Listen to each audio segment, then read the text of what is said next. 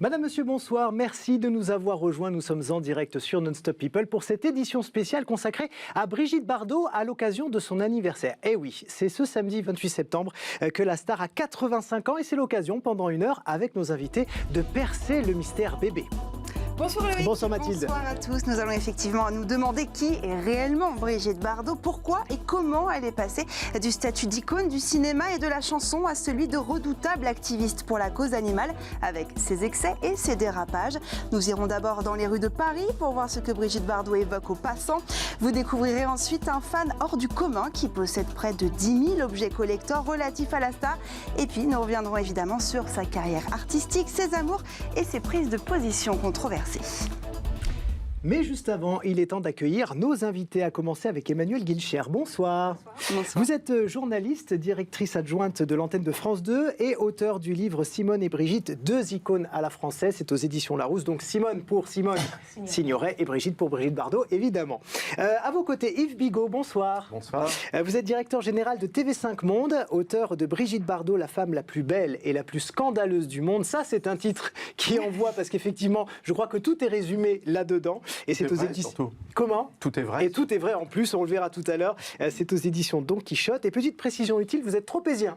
Donc on parlera sous votre contrôle ce soir, notamment. Je ne suis pas le seul tropézien. Mais oui, justement, un autre tropézien, c'est notre troisième invité ce soir, c'est Michel Goujon. Bonsoir, merci d'être avec nous. Vous êtes l'auteur de différents romans qui se déroulent notamment à Saint-Tropez, donc on l'a dit, et puis du livre La Recluse, le mystère Brigitte Bardot, publié chez Plomb, sur lequel nous allons également nous appuyer au cours de cette émission. Et puis pour finir, accueillons notre journaliste de la rédaction, c'est Inatea Chatal. Bonsoir, merci.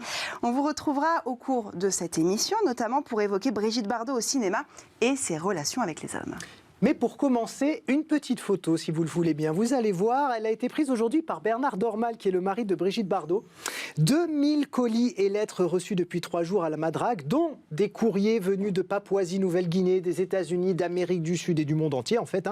Il y a même une lettre, figurez-vous, d'un frère capucin qui est né la même année que Brigitte Bardot. Donc vous voyez que les lettres affluent du monde entier pour l'anniversaire de la star. Sans compter, Loïc, plusieurs dizaines de bouquets de 85 roses, bien sûr, puisqu'elle a 85 ans, des roses blanches et des cadeaux par centaines. Pour vous donner un ordre d'idée, il y a 5 ans, donc pour ses 80 ans, Brigitte Bardot avait reçu près de 10 000 courriers de fans. Il lui avait fallu un mois pour les lire et les ranger. Et mon petit homme dit qu'elle avait été aidée en plus, parce que c'est beaucoup, 10 000. C'est dire quand même toute l'aura que conserve Brigitte Bardot partout dans le monde. 46 ans après le tournage de son dernier film. On va d'ailleurs en parler tout de suite avec nos invités. C'est vrai que chacun de vous, dans votre ouvrage, il y a à la fois une sorte de fascination, une sorte de respect, et puis une sorte de nostalgie aussi par rapport à Brigitte Bardot. Qu'est-ce qu'elle représente pour chacun de vous ? Peut-être commencer avec vous, Emmanuelle. Je pense qu'elle appartient déjà à une époque dont tout le monde a la nostalgie. C'est celle où le cinéma était flamboyant, où on pouvait effectivement devenir une star et effectivement prendre une place dans la société qu'elle a prise. Elle est totalement unique. Donc vous parliez tout à l'heure de mystère. Je ne sais pas s'il y a un mystère. En tout cas, c'est ce qui est évident, c'est qu'elle est exceptionnelle. Vadim avait coutume de dire qu'elle était une extraterrestre. Je pense qu'on sera tous d'accord pour lui reconnaître cette singularité, cette unicité. Il n'y en a pas eu deux, il n'y aura pas deux Brigitte Bardot. D'ailleurs, elle dit souvent « Je suis fière d'avoir été Brigitte Bardot ». Yves Bigot, qu'est-ce qu'elle représente pour vous ? Pour moi, c'est l'habitante de la Madrague que je voyais avec son panier et son cabas passer dans les rues de Saint-Tropez. J'ai appris à nager juste contre le mur de la Madrague. Voilà, pour moi. Après, je pense que pour le monde et les Français, les années Bardot, c'est 1956-1968. Donc il y a Elvis Presley, les Beatles et Bébé. Michel Goujon. Alors, elle fait partie aussi de ma mythologie personnelle d'enfant et d'adolescent, pour les mêmes raisons qu'Yves, puisque je vivais à Saint-Tropez, et donc je l'apercevais, je dirais, quand j'étais au collège, en surplomb de la place des Lys, arrivant avec son cabas pour faire ses courses le mardi matin et le samedi matin. Vous ressentiez quoi à ce moment-là ? Qu'est-ce que vous ressentiez à ce moment-là quand vous voyez cette icône ? Enfant, une grande fascination, parce que c'était un mythe. Adolescent, Oui, il y a une petite érotisation, c'est ça que vous voulez dire? Une grande érotisation. Elle a été le fantasme de millions de Français. Beaucoup de fantasmes. Bien sûr. Pas que de Français. Hein. Non, mais c'est vrai. C'est justement, la vérité, c'est que c'est la seule star française planétaire. Un peu plus tôt dans cet après-midi, nous avons joint la journaliste d'Europe 1, Wendy Bouchard, qui est très proche de Brigitte Bardot. On lui a demandé, tout comme à vous ce soir, comment elle définissait son amie. Écoutez. Elle a un esprit très français, Brigitte Bardot, élevée dans la tradition gaulliste, républicaine, avec des envolées politiques ou extra-politiques qui ont pu choquer, mais je pense qu'on sent qu'au fond d'elle, elle aime quand même profondément les gens, même si les prises d'opposition ont pu être très contestées. Et ça, moi, je ne parle pas de politique avec elle, c'est des choses qui ne nous réunissent pas et ça ne m'intéresse pas, à vrai dire. Mais je pense que en fait, tout la précède. Sa notoriété, sa force, son rayonnement international. Elle est très sensible, Brigitte Bardot, très sensible aux causes les plus vulnérables. Elle s'occupe, sans le dire, des personnes âgées, des enfants qui souffrent à l'autre bout du monde. Elle donne beaucoup à ces associations-là. Donc, quand on dit qu'elle ne s'occupe que des animaux, c'est un peu faussé, justement, sa générosité ou son humanité. Ce qui est intéressant aussi, c'est qu'elle n'est pas du tout coupée du monde. Alors, certes, elle est un peu retranchée. On la voit très rarement. Elle vient très peu maintenant à Paris. Elle se fait assez discrète, mais quand elle parle, elle cause dur. Et pour autant, elle n'est pas du tout coupée du monde. Elle lit toute la presse, elle est au cœur de l'information, donc rien ne lui échappe vraiment. Et ça, je trouve que c'est intéressant parce que ça fait d'elle quelqu'un qui est, malgré ses coups d'éclat, toujours dans le temps et qui sait comment vivre aussi ses conflits. Tous nos invités ont acquiescé pendant cette interview, donc il y a un certain nombre de vérités qui ont déjà été dites par Wendy Bouchard. On va maintenant écouter les Parisiens, puisque notre journaliste Célia Barotte est allée les rencontrer dans la rue pour leur demander qui était et ce qu'était Brigitte Bardot pour eux. Ah, Brigitte Bardot, je pense à toutes ses qualités artistiques, sa personnalité, sa personne. C'est une personne qui nous marque énormément. À la défense des animaux, parce que c'est vraiment une cause qui me tient à cœur aussi. Protection des animaux. C'est une chanteuse d'Harley Davidson. Brigitte Bardot, c'était la plus belle fille du monde des années 60. Pour moi, c'est une personne qui défend les animaux. Ce qu'elle fait pour défendre les animaux. Brigitte Bardot, je pense à Brigitte Bardot. À l'actrice qui était tout à fait parfaite, mais pas pour les animaux, elle en fait beaucoup trop. Et elle nous fatigue. À la protection des animaux. Magnifique, hein. Voilà, très très très belle. Il n'y a pas eu de femmes comme elle, je crois, après. Hein. Un icône de sexualité, de charme, de glamour. Donc c'est un peu ça, c'est la Brigitte Bardot que je retiens à la tête. À la protection des animaux. C'est la chanteuse de la Madrague, Coquillages et crustacés, donc un peu l'icône blonde des années 50 qui est aussi symbole de la libéralisation de la sexualité. Bon, ce qui ressort quand même de ces témoignages, c'est vraiment la protection des animaux. Est-ce que ça vous étonne, Yves Bigot ? Oui et non. Ça m'étonne parce que, évidemment, ça n'est pas pour ça qu'elle est mondialement connue et qu'elle a été mondialement connue. Après, je pense qu'elle a en réalité peut-être, et alors on peut s'en réjouir pour la partie défense des animaux, peut-être moins pour l'autre partie, mais elle est peut-être beaucoup plus précursiste parce que, en fait, vous avez été très gentil parce qu'il y a plein de gens qui ont dû vous dire que c'était aussi une vieille toquée ou qu'elle était. C'est son anniversaire quand même. Hein. Voilà, on est tous sympa. Et qu'elle était d'extrême droite. On y reviendra en deuxième partie de l'émission là-dessus.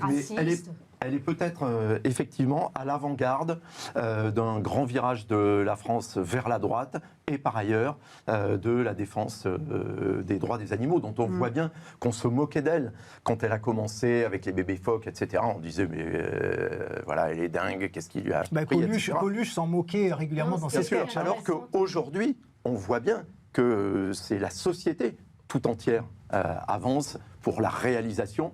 En fait, elle avait raison depuis le début sur ce sujet. Emmanuel, vous vouliez compléter. Je voulais juste ajouter qu'elle avait été effectivement pionnière, avant-gardiste. Dès les années 60, elle va à la télévision avec des pistolets d'abattage pour expliquer ce qu'il faut faire pour que les animaux ne souffrent pas au moment de l'abattage. Et tout ça, on l'a effectivement un peu effacé grâce à sa carrière extraordinaire. Mais c'est pas un hasard non plus si elle marque pour les animaux, parce qu'elle a quand même arrêté le cinéma depuis 1973. Donc, et c'est un choix personnel et si elle réussit à ce que les gens gardent d'elle l'image de la femme qui défend les animaux, ça sera la femme la plus heureuse du monde. Elle dit souvent je me sens animale. Et puis je voudrais revenir sur quelque chose que disait Wendy Bouchard tout à l'heure, parce qu'elle a fait un portrait absolument parfait. C'est qu'on dit souvent c'est une misanthrope, elle est recluse. C'est vrai, mais parce qu'elle a été prisonnière à cause de sa célébrité, mais c'est pas du tout une misanthrope. J'ai eu la chance de passer 5 heures avec elle au printemps. C'est vrai qu'elle est au courant de toute l'actualité.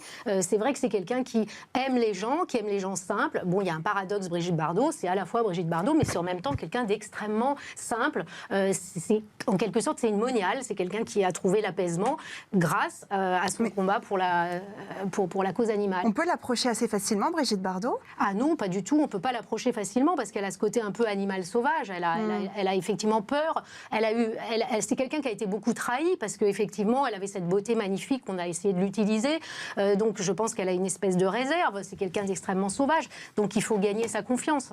Mais vous le disiez tout à l'heure, il y a une perception de Brigitte Bardot, extrême droite. Voilà, elle a beaucoup de choses à dire. Elle ne les dit pas toujours de façon très, très simple et très gentille. Est-ce que, du coup, elle sait ce qu'on pense d'elle? Vous dites, elle lit l'actualité. Elle s'en fout. Elle sait tout le mal que les gens pensent d'elle aujourd'hui. Elle se fiche complètement de son image. Ce n'est pas du tout son problème. C'est le problème des médias et éventuellement des gens. Mais elle n'a que faire de l'image qui commence à se sculpter. Mais ça la touche pas du tout. Y compris pour la postérité. Je crois que fondamentalement, que ce n'est pas une posture, que fondamentalement, ça ne la touche pas. Oui, je suis d'accord. Je pense qu'elle est tellement habituée. C'est-à-dire que c'est quelqu'un qu'on a toujours... les journalistes l'ont maltraitée, parce qu'elle a eu la chance d'être à la fois célèbre, très jeune et très belle. C'était une femme dans un milieu très misogyne. Donc elle a été habituée à cette espèce de haine qu'on lui renvoyait. Et donc son image, ça ne lui importe plus. En tout cas, pour comprendre la Brigitte Bardot d'aujourd'hui, il faut revenir un peu en arrière et comprendre la Brigitte Bardot d'hier. Emmanuel Guilcher, dans votre livre, vous décrivez l'enfance de la star. Elle a passé des moments émotionnellement compliqués. Oui, alors en fait, en même temps, c'est assez paradoxal. Je pense qu'il y avait chez elle une extrême sensibilité qui fait qu'elle les a vécues comme ça. Elle a une famille bourgeoise très sévère, mais dans ces époques-là, on sait qu'il y avait des châtiments corporels, qu'on n'était pas toujours... Dolto n'était pas passé par là. Et bon, elle a une petite sœur, elle est jalouse de la petite sœur. Donc tout ça est assez complexe. Moi, je pense que c'est quand même très lié à son extrême sensibilité. En revanche, c'est vrai qu'il y a un événement que tout le monde connaît parce qu'il a été raconté par la plupart des biographes où les deux petites filles font une bêtise, elles cassent un objet de valeur et les parents, un vase, et les parents en rentrant, évidemment le père bat les enfants et ensuite on leur demande de ne plus jamais les tutoyer, que ce sont des étrangères dans la famille et qu'elles devront dire vous. Alors évidemment ramené aujourd'hui à 2019, c'est complètement incompréhensible. Incompréhensible et extrêmement choquant. Et Brigitte Bardot en a été effectivement très traumatisée. Je pense que c'est quelque chose qui a été... Elle s'est construite avec ça. Voilà. Est-ce que cette enfance, justement, à fleur de peau, explique un petit peu ce qu'elle est devenue aujourd'hui? Alors, c'est ce que je pense, et c'est le parti pris de ma biographie. L'enfance et l'adolescence expliquent beaucoup de la psyché de Brigitte Bardot et de ce qu'elle est devenue, effectivement, et une enfance ambivalente, comme le sont d'autres, mais singulièrement ambivalente, c'est-à-dire très heureuse, entourée des siens, en particulier de son grand-père qu'elle adorait, le Boom, et avec des incursions campagnardes du côté de Louveciennes, et puis cette rupture avec la potiche chinoise quand elle a 7 ans et demi, qui va en faire, pour toutes les raisons que vous avez évoquées, parce que à cette époque-là, d'autres familles étaient tenues à la sévère, qui va en faire le petit poussé, la paria de la famille. Donc effectivement, l'enfance et l'adolescence sont des filtres très importants pour expliquer Brigitte Bardot. Il ne faut pas oublier que sa maman trouvait qu'elle n'était pas belle, que c'était le vilain petit canard, que sa sœur était à la fois meilleure élève, qu'elle était plus jolie, ce qui paraît totalement hallucinant quand on voit les photos de Brigitte Bardot. Elle portait des lunettes, un appareil dentaire. Un peu disgracieux. Voilà. Enfin, ça a toujours été une jolie fille quand même. On va vous retrouver Natea Chattal, puisqu'on va partir même carrément à Saint-Tropez, sous le contrôle de nos deux tropéziens sur ce plateau. Absolument pas stressant. Non. On peut dire, donc on l'a dit, qu'elle en sort très rarement de Saint-Tropez. Alors comment est-ce qu'elle vit là-bas concrètement ? Alors concrètement, il y a 2 images. Il y a l'image déjà de cette relation Saint-Tropez et Brigitte Bardot, c'est vraiment indissociable. Ils ont une relation particulière, si je peux me permettre, c'est un peu « je t'aime, moi non plus ». Elle s'est établie là-bas en 1958 et c'est grâce à elle et à sa notoriété que les projecteurs se tourneront vers ce petit village de pêcheurs dont elle est tombée amoureuse. Elle y était déjà venue petite avec ses parents, puis en 1956, sur le tournage de « Et Dieu créa la femme », ses parents sont morts à Saint-Tropez, parisienne de naissance, mais tropézienne d'adoption. Entre Saint-Tropez et elle, c'est vraiment une vieille histoire d'amour. De 61 ans, elle a acheté 2 maisons, donc la Madrague dont on a parlé sur le plateau déjà, il y a 61 ans, et la Garrigue où elle passe ses journées depuis ses 82 ans. Elle a ses habitudes justement entre ces 2 maisons. Elle se réveille à la Madrague où elle passe ses nuits, puis prend sa voiture le midi avec ses 4 et 5 chiens, ça dépend. On a l'emploi du temps. Voilà, pour aller à la Madrague. Mais je vais vous expliquer pourquoi elle passe ses journées à la Garrigue. C'est tout simplement parce qu'il y a trop de touristes. Elle est victime de sa notoriété à Saint-Tropez. Ah, mais il y a des bateaux qui passent devant la Madrague, c'est ça, hein, qui la scrutent de loin. Ouais. Et justement, il la scrute de loin et c'est en fonction, il y en a une douzaine par jour. Il s'approche très près, même s'il y a des règles, hein, il y a des restrictions.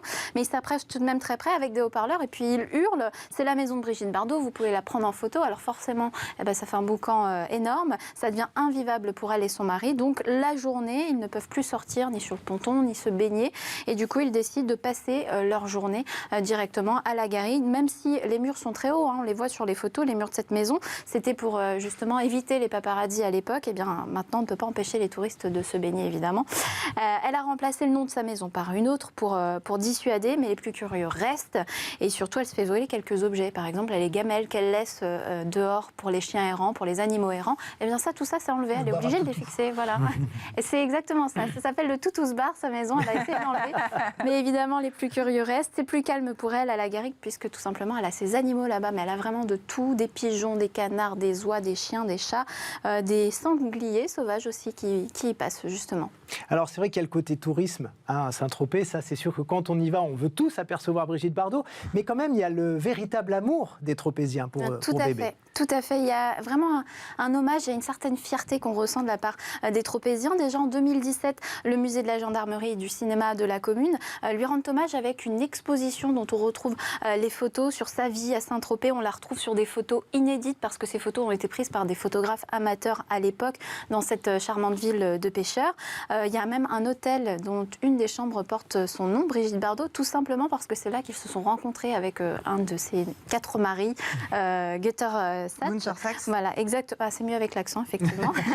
Un milliardaire qu'elle épousera donc quelques mois à peine après leur rencontre et qui d'ailleurs fera larguer des brassées de roses en hélico sur la Madrague. Voilà, tout ça pour la faire fondre. Et c'est d'ailleurs ce qui a participé à la notoriété de la ville de Saint-Tropez.